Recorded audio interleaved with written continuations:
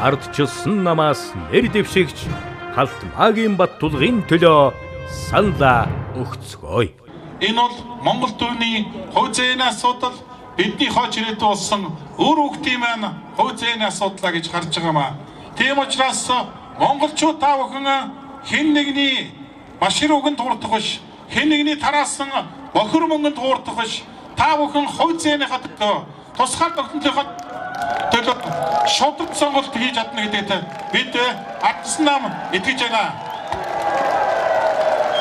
Тэр тарааж байгаа, тэр биелэгжүү загнаж байгаа мөнгийг Монгол төв маань зүгээр л аваад хэрэгжилж, харин тэдний хүсэж байгаа шиг сонголтыг битгий хийгээрэй.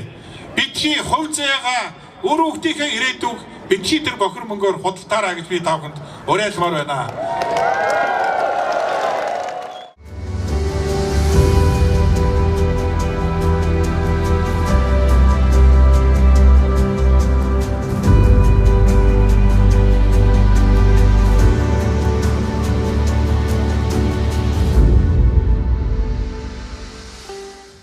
Ардснамаас нэр дэвшигч Халтмаагийн Баттулга эгэл жирийн та бидний дундаас төрсөн эгэл жирийн хүн.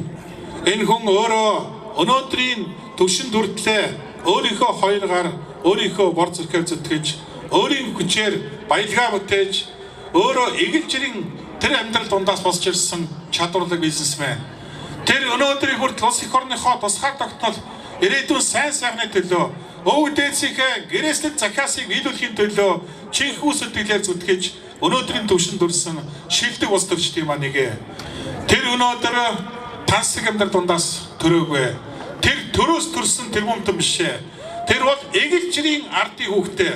Тийм учраас өнөөдөр ардснамаас нэр дэвшигч Халтмаагийн Баттулгын төлөө саналаа өгөхийг Монгол түмэндээ монголчуудаа уриалж байна.